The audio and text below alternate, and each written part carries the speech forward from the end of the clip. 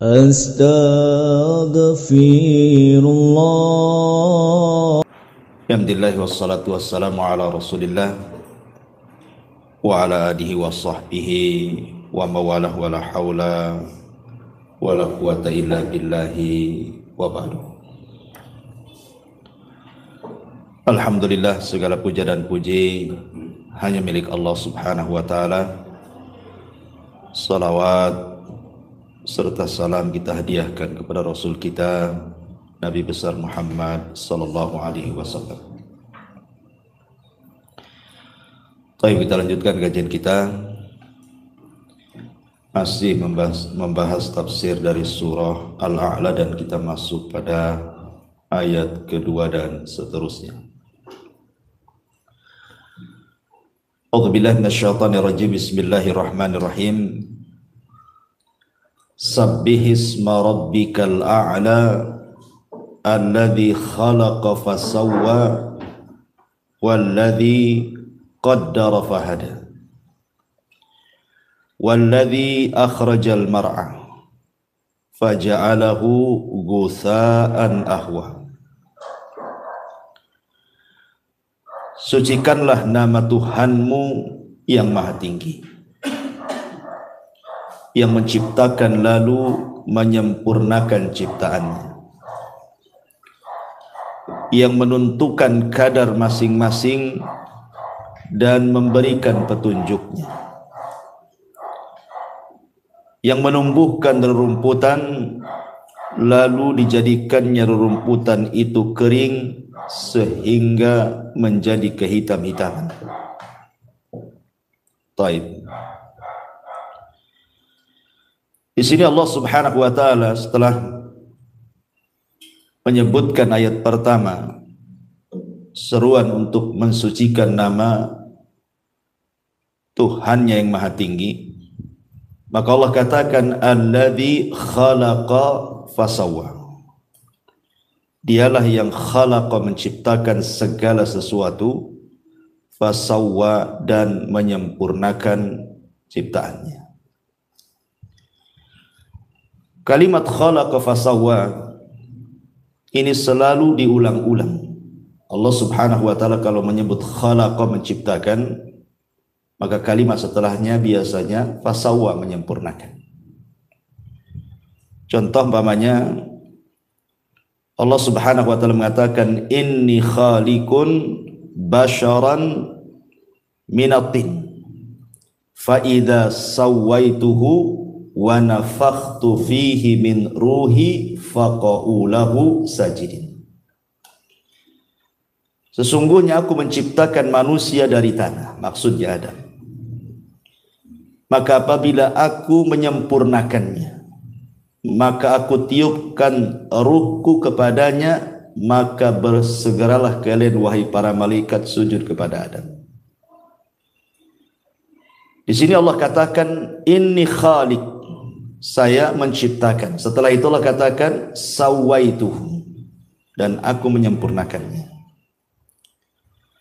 Ataupun dalam surah Al-Kahfi ayat 37 Allah mengatakan akafarta billadzi khalaqaka min turabin thumma min nutfatin thumma sawwaka rajula. Apakah engkau akan kufur dengan zat yang telah menciptakan kamu dari tanah, kemudian dari setetes sperma, thumma sawwaka, kemudian Allah sempurnakan dirimu menjadi manusia. Di sini ada kalimat khalaqaka, setelahnya sawwaka. Sama juga di sini alladzi khalaqa fasawwa. Lalu apa makna khalaqa fasawwa? Qaddara fahada. Ini yang kita akan bahas sedikit di malam hari ini. Ma'asyiral muslimin yang dimuliakan Allah Subhanahu wa taala. Di dalam surah Al-Hasyr ayat 24 Allah Subhanahu wa taala berfirman, huwallahul khaliqu al-bari'u al-musawwiru lahul asmaul husna. Dialah Allah al-Khaliq yang menciptakan, Al-Bari menyelesaikan ciptaannya, Al-Musawwir yang membentuk. Artinya 3 nama Allah Subhanahu wa taala ini proses pembuatan manusia dalam janin. Al-Khaliq, Al-Bari, Al-Musawwir. Ini 3 nama Allah menjelaskan tentang proses penciptaan manusia dalam janin. Dan kita tahu bahwa di antara kuasa Allah Subhanahu wa taala, ikhwan, Allah Subhanahu wa taala ketika menciptakan manusia itu dalam proses, tidak sekali ciptaan. Allah mengatakan wallahu khalaqakum atwarah. Dan Allah Subhanahu wa taala menciptakan kalian itu dalam tingkatan kejadian. Artinya bukan dalam satu kejadian saja. Dari ciptaan ke ciptaan, dari ciptaan ke ciptaan, dan begitu seterusnya. Barulah kemudian menjadi manusia. Kita lihat dalam hadis Abdullah ibn Mas'ud radhiyallahu an, ketika Nabi SAW menjelaskan tentang proses penciptaan manusia. Kata Nabi SAW, bahwa manusia itu dikumpulkan selama 40 hari dari segumpal air mani. Kemudian 40 hari berikutnya berubah menjadi segumpal darah.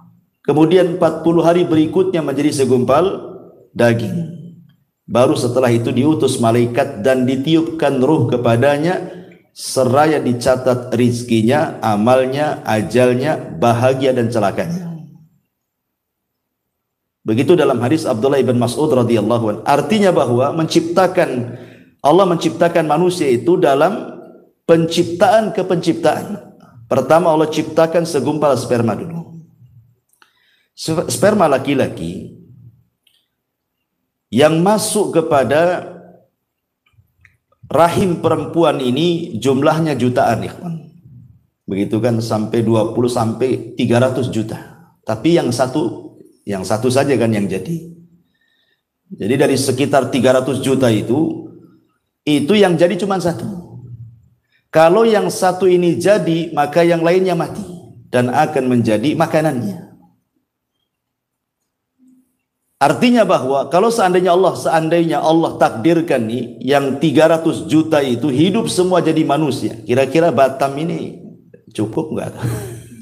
Seandainya setiap satu orang ketika mengeluarkan sperma itu membuahi 300 juta per orang kali penduduk Batam ini, kira-kira cukup enggak Batam ini? Enggak akan cukup. Oke, dengan Tanjung Pinang, Sak Kepri enggak akan cukup.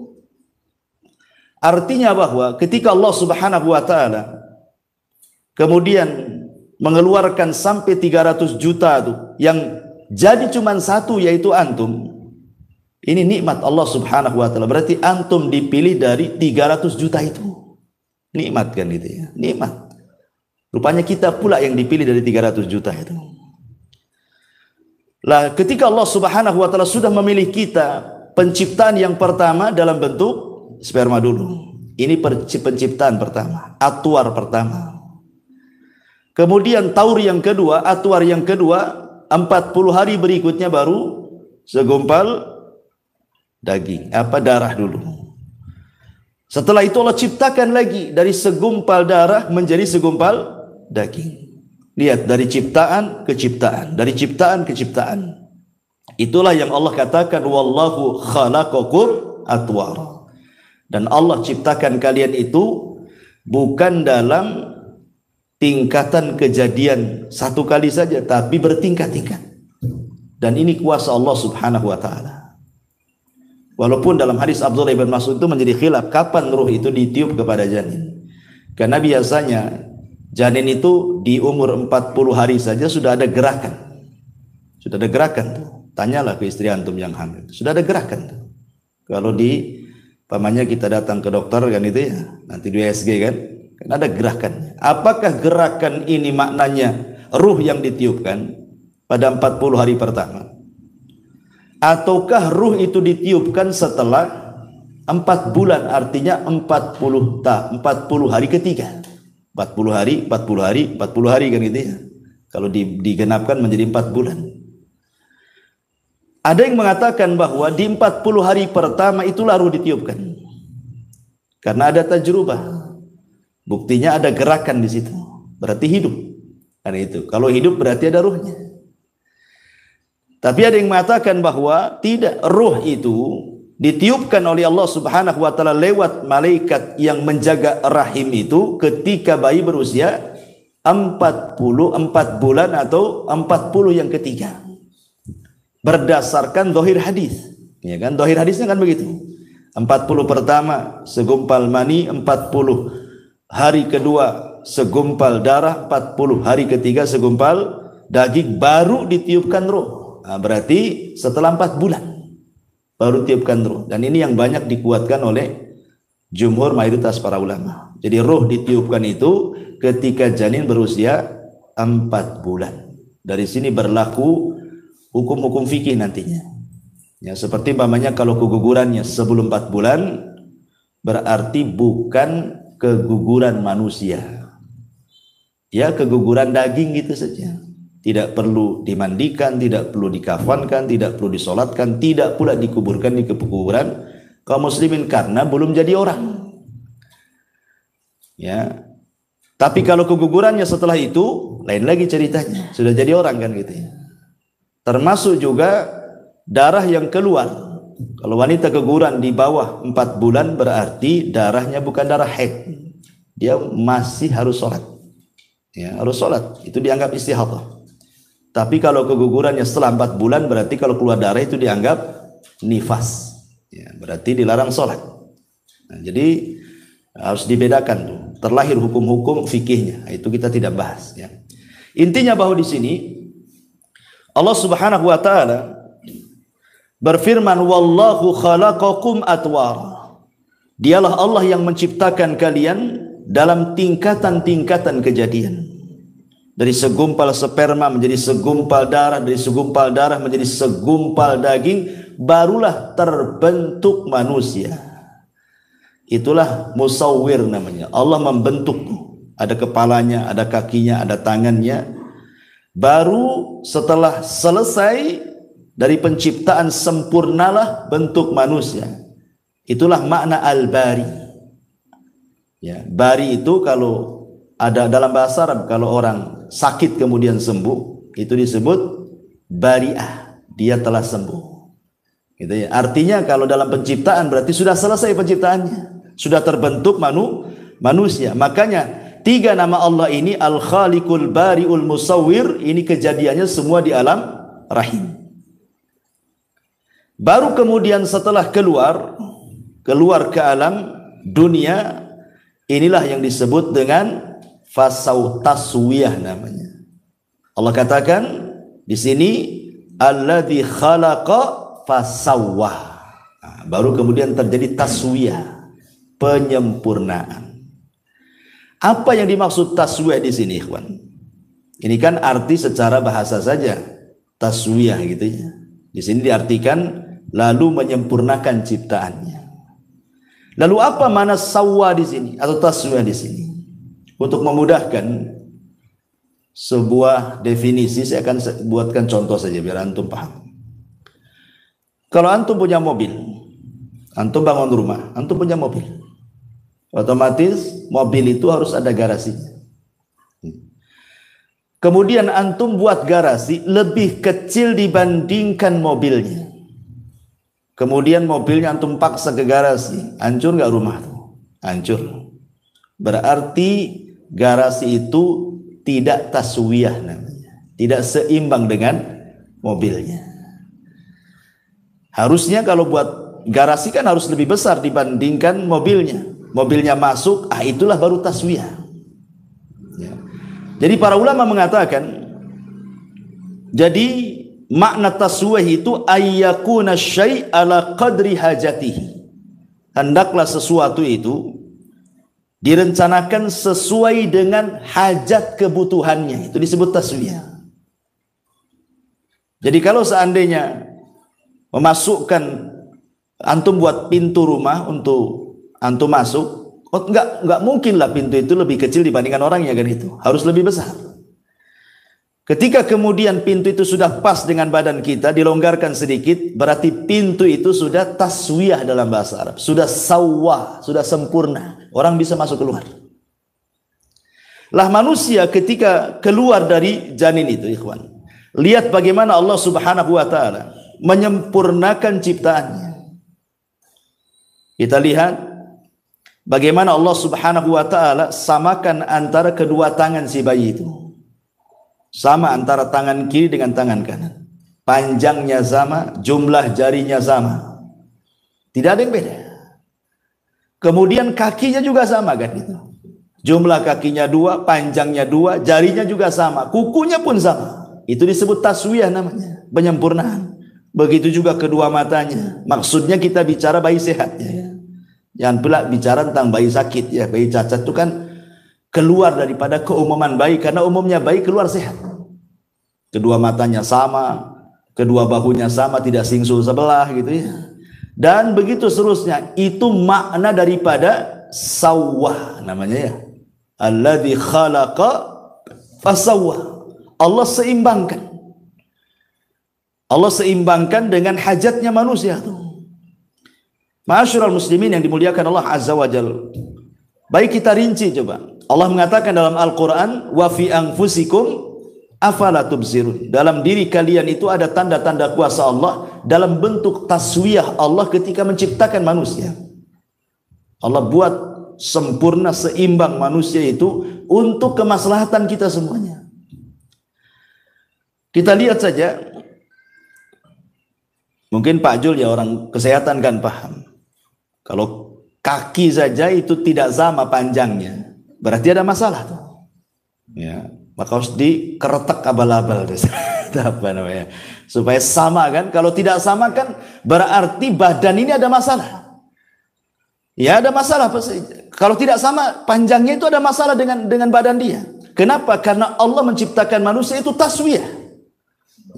Kalau ada panjang sedikit, masalah tuh dengan badan dia. Karena Allah tidak menciptakan seperti itu. Berarti orang ini harus dibenerin tuh. Lah ini kuasa siapa? Kuasa Allah. Allah Subhanahu wa taala menciptakan manusia itu dalam kondisi betul-betul sehat. Dialah yang membuat sakit. Tapi ketika Allah menciptakan manusia tidak seperti itu, semua sama. Dan itu kuasa Allah Subhanahu wa taala. Kemudian letak-letaknya juga luar biasa. Kenapa kemudian mata lebih tinggi dibandingkan hidung? Kemudian hidung lebih tinggi dibandingkan mulut? Coba. Apa hikmahnya? Ada bisa bayangkan kalau mata lebih rendah dibandingkan mulut? Mulut di atas, mata pula ganti mulut. Kira-kira bentuknya kayak apa? Ya. Karena dalam wajah itu kan ada 3 pengetahuan. Pertama, ilmu tentang warna dan bentuk. Ilmu tentang warna dan bentuk. Dan itu hanya ada pada pandangan. Pandangan yang bisa melihat warna, pandangan yang bisa melihat bentuk. Dan ketika memandang harus tinggi supaya kelihatan. Ya, kalau mata di bawah nggak nampak tuh. Makanya diletakkan di ketinggian kan. Karena fungsinya memandang. Memandang warna-warna, memandang bentuk-bentuk tuh. Kemudian yang kedua ada namanya ilmu penciuman. Setelah pandangan tentu penciuman dulu. Dan itu hanya bisa dilakukan oleh hidung. Maka diletakkan hidung. Baru di bawahnya ilmu at-ta'mi. Ilmu at-ta'mi itu merasakan sesuatu. Manisnya, pahitnya. Dan begitu seterusnya. Makanya Allah letakkan betul-betul sesuai dengan letaknya. Mata di sini, hidung di sini, kemudian mulut di sini. Kemudian bentuknya coba. Coba kelopak mata ini, ikhwan. Ini kan tipis ya. Kelopak mata kita ini tipis. Tapi bibir kita ini tebal. Kita balik seandainya. Yang tipis di sini, yang tebal pula di sini. Kira-kira antum bisa berkedip? Kalau seandainya di kelopak mata itu setebal bibir, gak bisa antum berkedip. Makanya Allah Subhanahu wa taala buat tipis tuh di sini kelopak mata itu, kulitnya. Dan bibir ini dibuat tebal supaya bisa bicara. Begitulah Allah Subhanahu wa taala betul-betul gitu ya, taswiyah itu mensejajarkan Termasuk juga gigi kan, gerham sebelah kiri, gerham sebelah kanan, atas bawah, betul-betul seimbang. Coba kalau seandainya yang atas besar, sebelah kanan, sebelah kiri kecil, macam mana kita mau ngunyah? Tidak bisa. Ya. Jadi ini kuasa semua, kuasa Allah Subhanahu wa Ta'ala yang memang Allah Subhanahu wa Ta'ala sudah buat sedemikian rupa. Makanya Allah mengatakan, laqad khalaqnal insana fi ahsani taqwim. Sungguh manusia itu dibentuk dengan sedemikian rupa. Ya, luar biasa. Seperti namanya, kenapa tangan ini agak kering, basahnya sedikit gitu ya. Kaki lebih kering lagi, basahnya lebih sedikit lagi. Tapi kalau muka biasanya kan berminyak, basahnya lebih banyak kan itu ya. Nah, ini kan juga ada rahasianya. Karena memang kaki ini tempat berpijak. Ya otomatis juga harus ada minyak-minyak sedikit lah berkilo-kilo kan gitu. Jadi memang sudah diatur oleh Allah Subhanahu wa Ta'ala. Ini baru yang zahir ya dalam badan kita saja. Sudah sedemikian rupa ciptaan Allah Subhanahu wa Ta'ala. Allah letakkan luar biasa. Ya, telinga juga tidak besar separuh, ya sama seimbang. Mendengarnya pun subhanallah. Ketika kita mendengar loh, telinga kanan, telinga kiri, jangan cerita telinga sakit ya, telinga sehat ya. Itu sama saja. Tidak mungkin orang memanggil gitu ya, kata kanan itu manggil mau ngasih duit gitu ya. Kata telinga bukan itu debt collector. Tidak mungkin juga kan. Artinya kan tidak mungkin berselisih pandangan itu. Pandangan mata juga nggak berselisih. Tetapi dalam anggota badan tidak semua harus berpasangan. Seperti hati kan sendiri dia. Hati itu sendiri. Kenapa? Karena hati itu adalah raja. Dalam anggota badan kita itu harus ada rajanya. Hati kita itulah rajanya. Sebab kalau seandainya hati ada dua, masalah. Ya, kata hati pertama, langkahkan kaki kiri. Kata hati yang kedua, mundurkan kaki kanan. Kapan mau maju kan? Yang satu minta mundur, yang satu minta maju kan tidak bisa juga.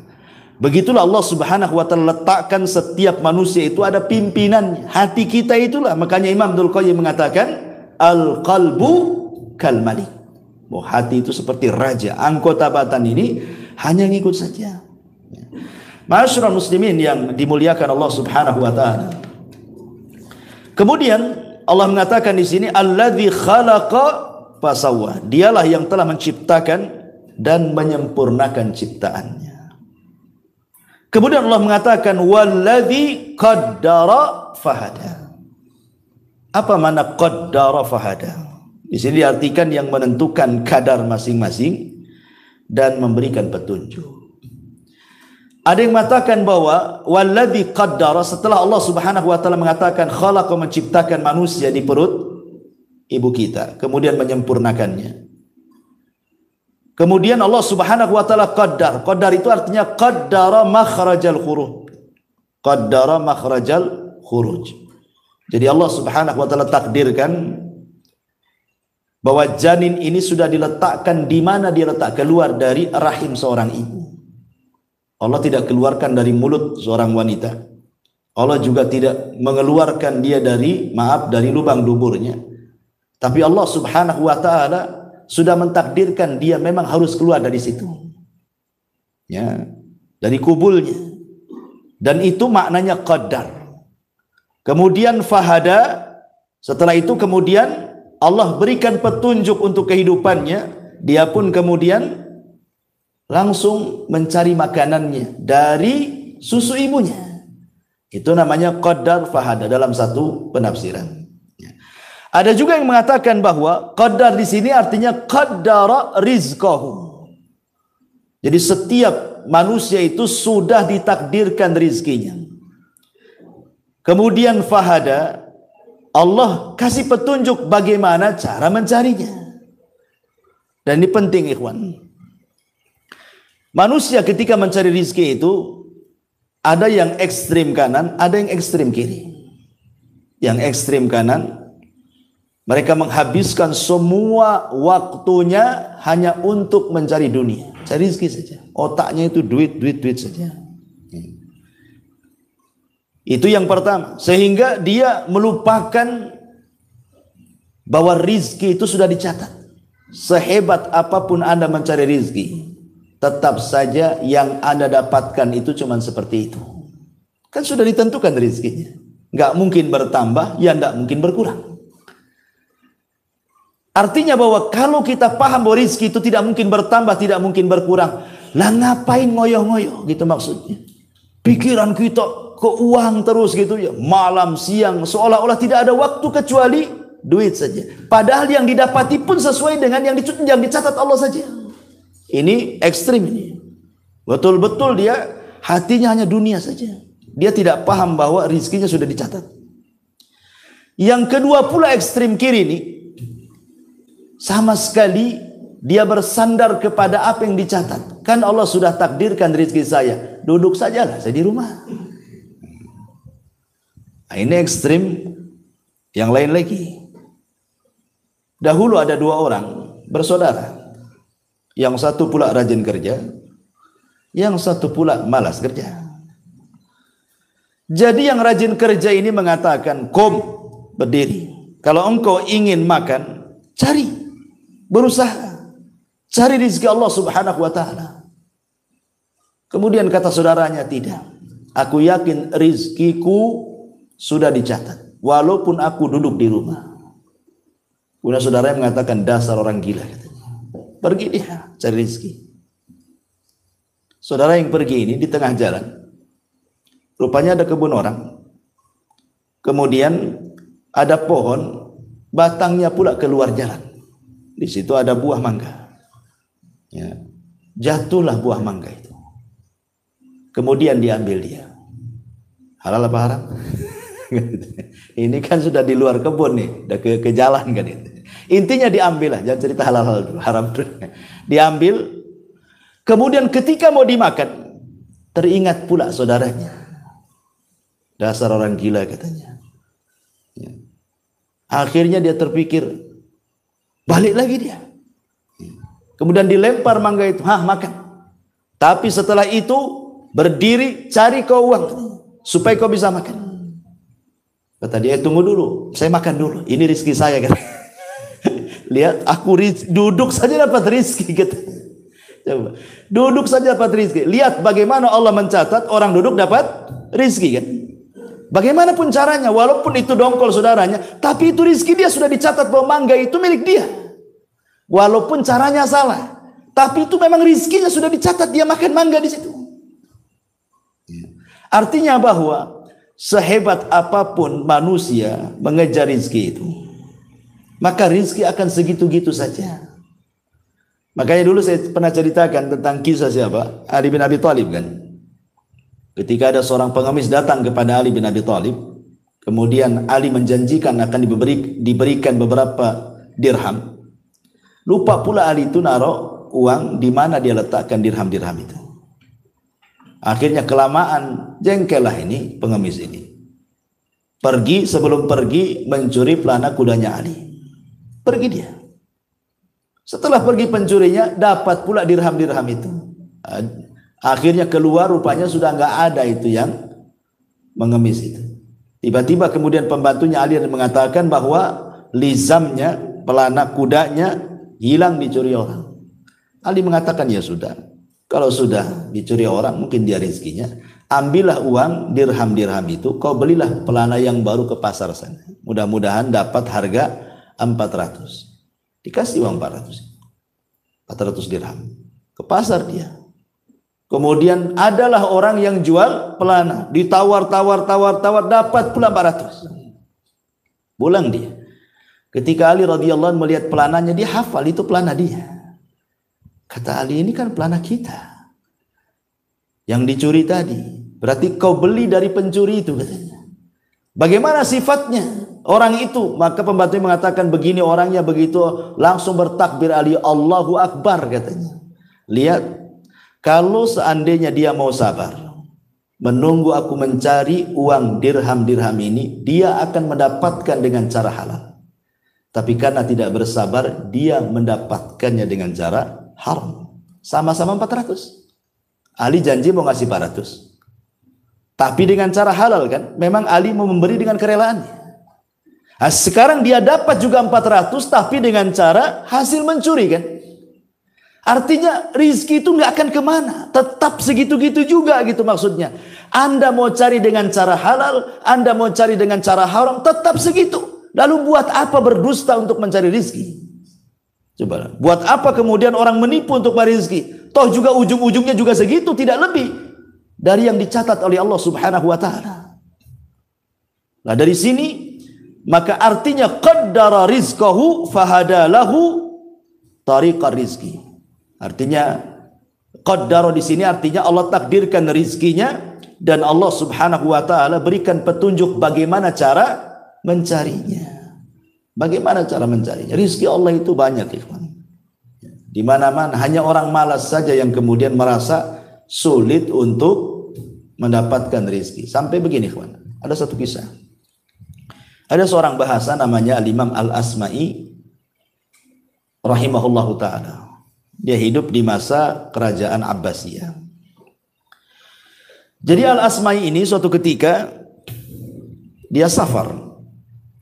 Karena Al-Asma'i itu kan memang suka safar, belajar dari mana-mana negeri. Begitulah, zaman dulu kan rihlahnya para ulama kan seperti itu. Dari negeri ke negeri cari ulama belajar gitu. Jadi suatu ketika Al-Asma'i ini ketika berjalan di padang pasir, jumpa pula dengan Arab Badui. Arab Badui, orang bodoh. Tetapi masih fitrah hatinya. Jadi ketika kemudian Arab Badui ini bertanya, siapa kamu? Saya Al-Asma'i dari suku Asma.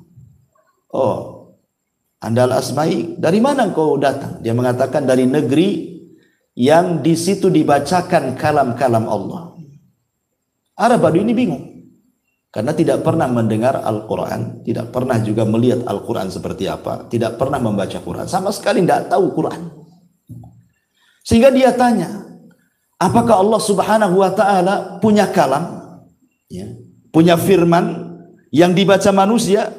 Kata Asma'i, ya, inilah Al-Quran, ini semua firman yang dibaca kita, ini firman Allah Subhanahu wa Ta'ala. Jadi Arab Badui ini takjub. Kok ada firman-firman Allah yang dibaca manusia begitu ya? Jadi kata Arab Badui ini, kalau begitu bacakan untukku satu firman Allah, biar aku senantiasa membacanya.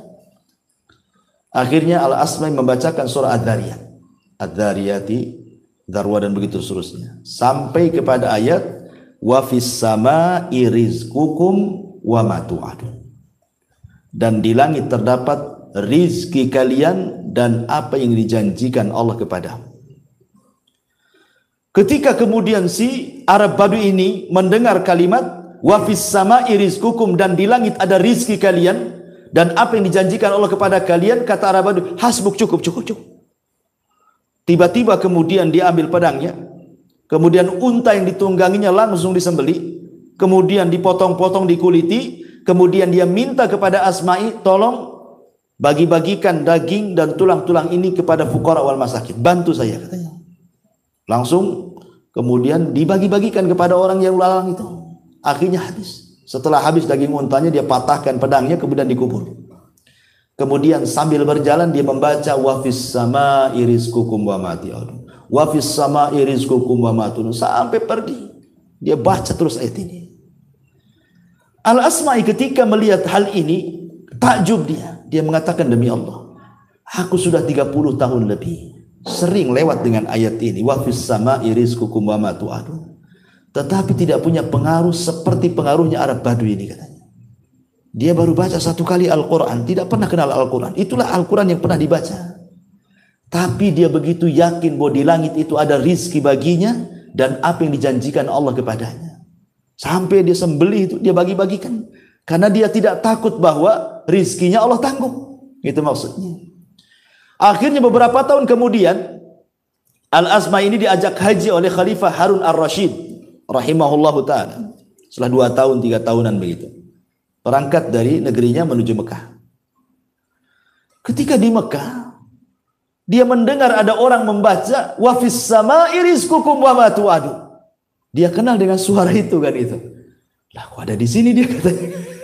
Orang Badui ini kok ada di sini? Pas didekati, betul orang itu adalah orang yang diajarkan Lafad wa fis sama'i rizqukum wa ma tu'adun, dan di langit itu ada rizki kalian dan apa yang Allah janjikan kepada kalian. Dipanggil Arab Badui ini. Kemudian Arab Badui ini senang karena berjumpa dengan Al-Asma'i dan dia mengatakan, ya Asma'i, laqad wajadna ma wa'adana rabbuna. Ya Asma'i, yang dijanjikan Arab kami semua sudah aku rasakan. Semua yang dijanjikan Allah, wa fis sama'i rizqukum, itu betul-betul terjadi katanya. Kemudian dia mengatakan, ya Asma'i, kalau bisa berikan satu ayat lagi untukku katanya, biar aku amalkan. Akhirnya Al-Asma'i melanjutkan ayatnya, ayat daripada wa fis sama'i rizqukum wa ma tu'adun. Apa bunyinya? Fa wa rabbis sama'i wal ardi innahu lahaqqun mithlama annakum tantiqun. Maka demi Tuhan langit dan bumi, sungguh apa yang dijanjikan itu pasti terjadi seperti yang kalian ucapkan. Tiba-tiba kemudian Arab Badui ini kaget, ya, dan mengatakan, ya Asma'i, siapa yang membuat Allah murka sehingga dia harus bersumpah katanya? Aku yakin nggak perlu bersumpah dia. Kan lafadznya gini, seolah-olah Allah itu tidak yakin dengan yang diucapkan. Itu pemahaman Arab Badui. Ketika dia mengatakan wa fis sama'i rizqukum wa ma tu'adun, dan di langit itu ada rezeki kalian apa yang dijanjikan kepada kalian, tiba-tiba Allah menekan dengan sumpah, maka demi Tuhan langit dan bumi, sungguh apa yang dijanjikan itu pasti terjadi seperti apa yang kau ucapkan. Jadi seolah-olah khitabnya kepada Arab Badui, Arab Badui, ya Asma'i, siapa yang membuat Allah murka sehingga harus bersumpah katanya? Aku yakin dengan itu, tidak perlu bersumpah Allah itu katanya. Akhirnya kemudian dia pun ketakutan kepada Allah. Disangkanya Allah murka kepadanya karena dalam ayat itu ada sumpah masalahnya. Ya. Seolah-olah Allah murka. Dia mengatakan, siapa yang membuat Allah murka gitu kan. Akhirnya dia pun terserang jantung dan mati seketika. Ya, ketika dia mengatakan seperti itu, Asma'i tertegun lagi. Masya Allah, kok ada orang tidak pernah membaca Quran, hanya mendengar sekali bacaan, tapi pengaruhnya luar biasa. Itu maksudnya. Keyakinan kepada wa fis sama'i rizqukum wa ma tu'adun, itu bahwa di langit ada rizki yang Allah Subhanahu wa taala akan anugerahkan kepada kalian dan apa yang Allah janjikan kepada kalian. Coba kalau kita pahami ayat ini, tidak mungkin orang itu kemudian stres dengan rizki. Nggak mungkin stres dengan rizki. Kenapa? Karena qaddara fahada. Allah sudah takdirkan kok rizki. Dan maknanya di langit itu ada rizki kalian karena memang Allah Subhanahu wa taala ada di ketinggian di langit. Dialah yang ngasih rizki kepada kita. Dan rizki Allah Subhanahu wa taala itu dulu pernah saya jelaskan ada dua kan. Ada yang disebut dengan rizkun nazil, ada yang disebut dengan rizkun sha'id namanya ya. Ada rizki yang disebut nazil, rizki yang Allah turunkan kepada kita. Ada yang sifatnya sha'id, rizki Allah itu kita naikkan ke atas langit. Jadi ada yang turun dari langit, ada yang kita naikkan ke langit. Adapun rizki yang turun, ya apa yang kita makan, apa yang kita minum, apa yang kita tempati, itu semua rizki yang Allah berikan dari langit. Adapun rizki yang kita naikkan ke langit, itulah amal-amal soleh kita. Kalau kita bangun masjid, nanti dibangun satu istana di sorga. Kalau kita membaca subhanallah bihamdihi, Allah satu tanam pokok kurma di sorga. Itulah amal soleh kita. Jadi rizki yang naik itu adalah rizki yang disimpan oleh kita, yang kelak kita rasakan kalau kita masuk sorga. Itu maksudnya. Atau lebih senangnya lagi mungkin bahasanya, rizki yang naik itu ada dalam masjid, rizki yang turun dari langit itu ada di luar masjid. Dahulu di zaman Rasul, ketika Nabi SAW melaksanakan sholat Jumat pertama, dan jumlahnya 40 orang, dari sini madhab Syafi'i mengatakan bahwa sholat Jumat itu harus 40 orang minimalnya. Karena pertama kali sholat Jumat itu jumlahnya 40. Di tengah-tengah Nabi SAW sedang khutbah Jumat, datang kafilah dagang ya dari Syam. Lah orang-orang ini yang sedang sholat, yang sedang mendengarkan khutbah bubar, separuhnya bubar. 20 orang keluar kemudian mengambil kafilah dagang karena takut dia tidak bisa beli, kehabisan dagangannya kan itu. Keluar dia 20 itu dari masjid. Ya. Dari sini juga kemudian ada mazhab yang mengatakan bahwa minimalnya sholat Jumat itu 20 karena yang 20-nya keluar mengejar jualan tadi karena ada kafilah dagang dari Syam. Dari sinilah Allah Subhanahu wa taala turunkan ayat kan. Turunkan ayat surah Al-Jum'ah. Wa idza ra'au tijaratan aw lahwan infaddu ilaiha wa tarakuka qa'ima. Qul ma indallahi khairun minal lahwi wa minat tijarah wallahu khairu razikin. Dan apabila mereka melihat perdagangan atau permainan, mereka pun berpaling darinya. Dan mereka meninggalkan engkau wahai Muhammad dalam kondisi engkau berkhutbah berdiri. Ya. Katakan ya Muhammad kepada mereka bahwa yang di sisi Allah itu jauh lebih baik dibandingkan permainan perniagaan itu. Karena Allah sebaik-baik pemberi rizki. Lihat bagaimana Allah Subhanahu wa taala menegur di sini. Yang lari mengejar rizki di luar masjid, ya, tidak lebih baik dibandingkan orang yang tetap ikut sholat Jumat bersama Nabi, gitu maksudnya. Dari sini menunjukkan bahwa rizki yang naik jauh lebih baik dibandingkan rizki yang turun. Walaupun kenyataannya kalau saya tanya dengan jujur, antum milih rizki yang naik apa rizki yang turun? Nggak mungkin antum bilang rizki yang naik. Buktinya sudah sedekah bakhil. Pasti antum pilih rizki yang turun kan, karena itu yang nampak, mobilnya nampak, rumahnya nampak, uangnya nampak gitu ya. Maunya kita yang nampak-nampak saja. Adapun di sana di sorga itu kan macam cerita ya, nggak yakin ya. Sehingga karena nggak yakin itu, walaupun antum nganggur ada masjid kerja bakti, tidak mau datang juga antum ke situ. Katanya rizki yang naik lebih antum utamakan dibandingkan rizki yang turun, tapi kenyataan di lapangan tidak seperti itu. Itulah karena apa? Manusia sudah dikuasai dengan dunia. Dan yang lebih hebat lagi dari kuasa Allah, qaddara fahada. Allah Subhanahu wa taala sudah mentakdirkan rizki dan memberikan petunjuk untuk mencari rizkinya. Ingat bahwa semua yang ada di langit, semua yang ada di bumi, kiri, kanan, atas, bawah, itu rizki bagi manusia secara umum. Kenapa Allah menciptakan langit? Untuk siapa? Untuk kita. Kenapa Allah ciptakan bumi? Untuk siapa? Untuk kita. Makanya Allah Subhanahu wa taala mengatakan, alladzi ja'ala lakumul arda firasya. Dialah yang telah menjadikan bumi terhampar untuk siapa? Untuk kalian. Itu rizki. Bumi terhampar, kita bisa berjalan di bumi, itu rizki itu. Kemudian was-sama'i binaan, was-sama'a binaan. Dan Allah jadikan langit sebagai bangunan atap bagi kita, naungan bagi kita. Itu rizki juga. Kemudian wa anzala minas sama'i ma'an. Allah turunkan dari langit air. Air rizki juga. Kan gitu ya. Fa akhraja bihi minas thamarati. Dan Allah keluarkan dari bumi itu buah-buahan. Rizqan lakum. Itu semua rizki bagi kalian. Jadi Allah Subhanahu wa taala menciptakan makhluk ini semuanya rizki bagi kita sebenarnya. Kalau seandainya ayam bisa bicara, pasti ayam akan ngomong, aku ini diciptakan untuk kau makan. Kalau seandainya kambing, sapi itu bisa bicara, maka mereka akan mengatakan seperti itu. Aku diciptakan itu untuk kalian makan sebenarnya. Kalau seandainya jeruk, durian, apalah namanya, buah-buahan, rambutannya, kesemaknya, salaknya bisa bicara, pasti mereka akan mengatakan, aku ditumbuhkan Allah untuk kalian makan. Tapi kan mereka tidak bicara. Tapi itu kenyataannya kan seperti itu.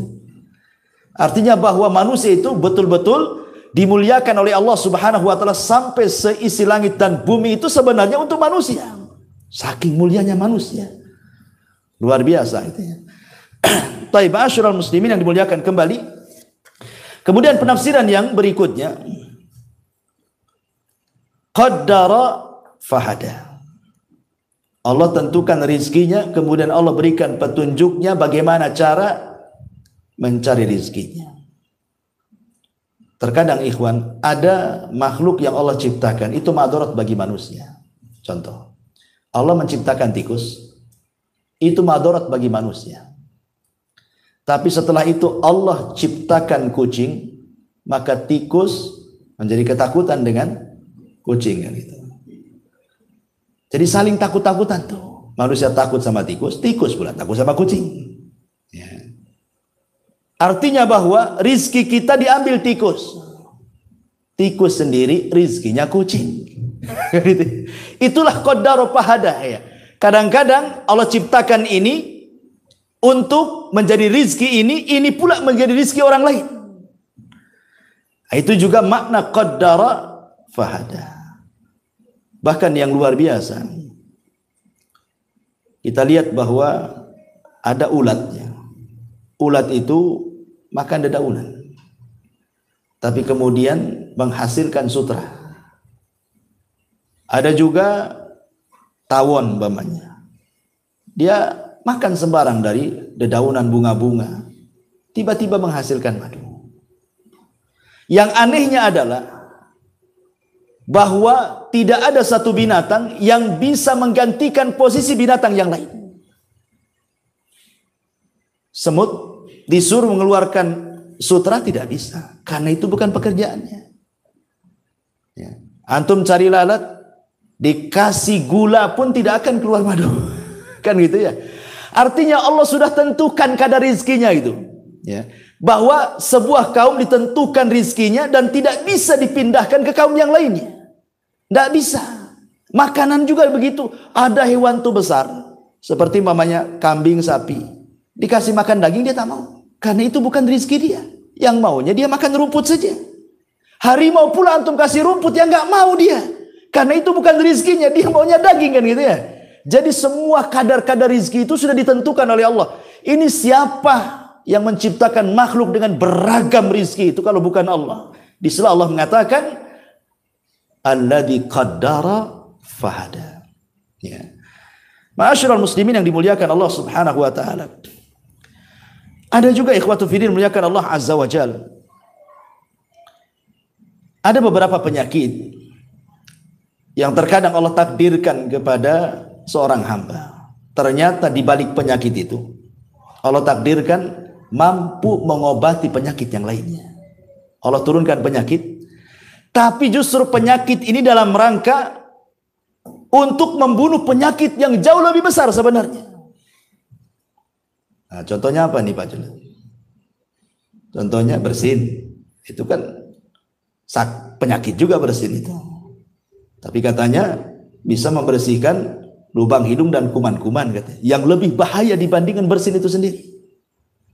Bahkan sebagian batuk katanya, menurut ahli kesehatan itu, sebagian batuk, tidak semua ya, bukan batuk penyakit, sebagian batuk itu kan influenza kan penyakit, tapi rupanya itu pula kemudian untuk membunuh bakteri-bakteri yang ada di paru-paru juga, yang lebih ganas kalau seandainya terjadi ya.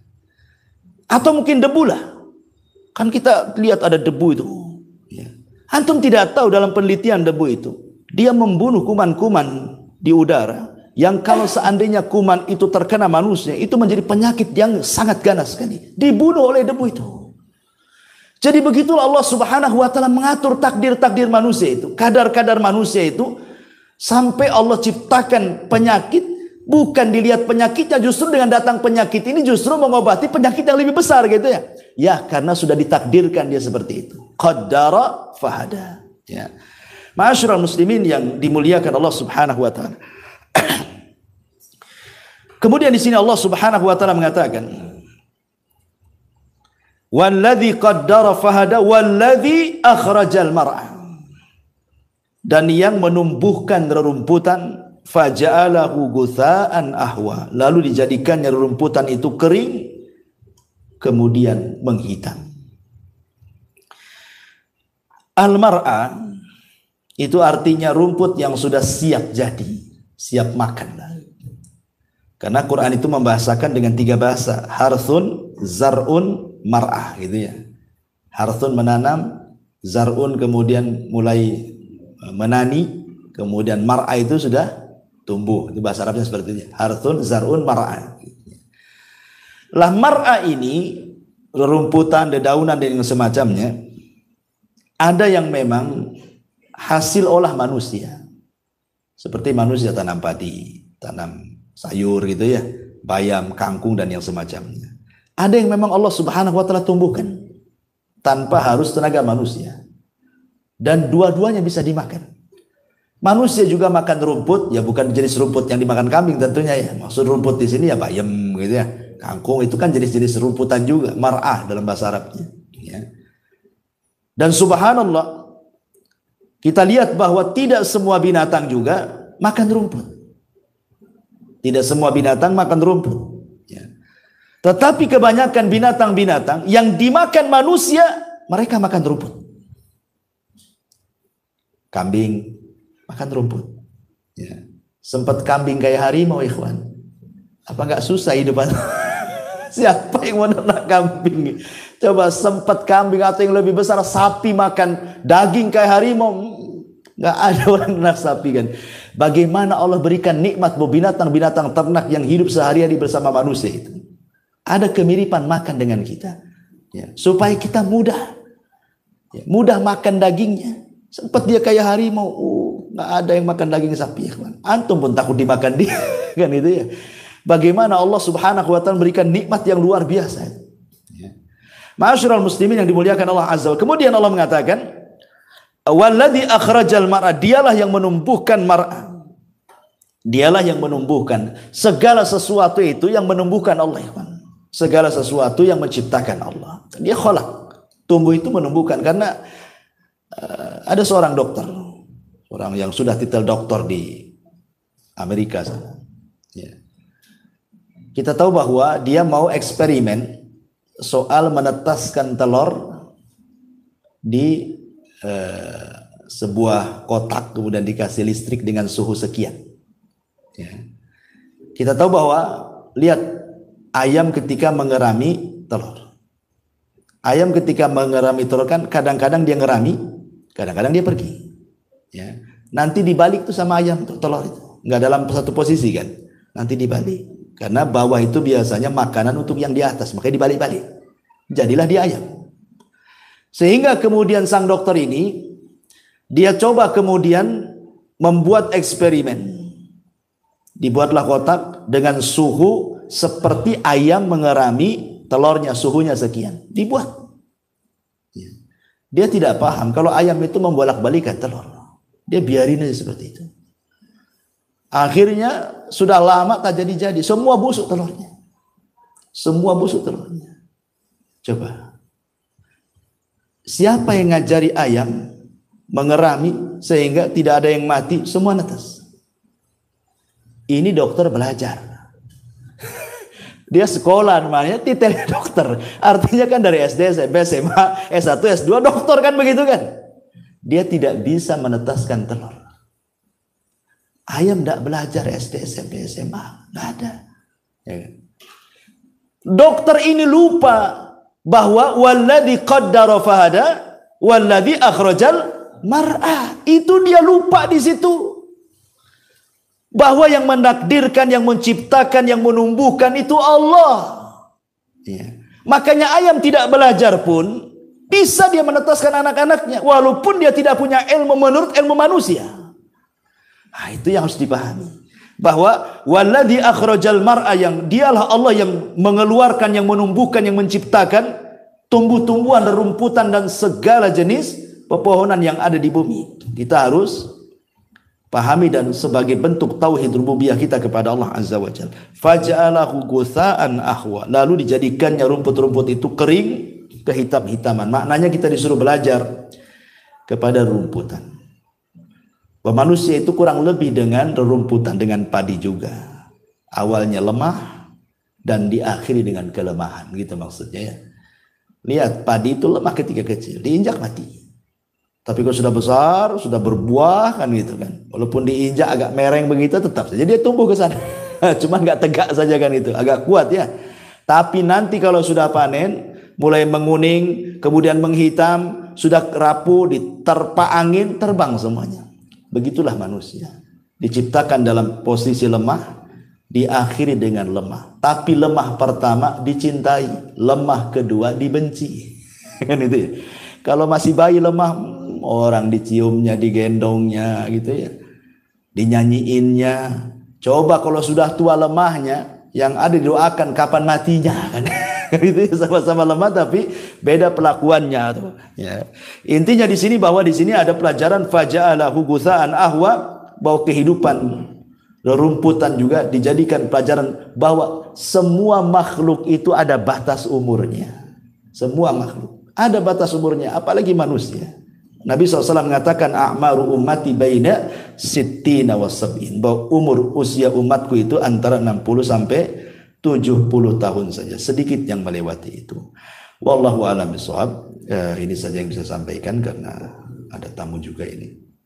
Ada bincang, antum jangan pulang dulu. Tapi subhanaka wa bihamdika asyhadu an la ilaha illa anta astaghfiruka wa atubu ilaik. Allah taala. Assalamualaikum warahmatullahi wabarakatuh.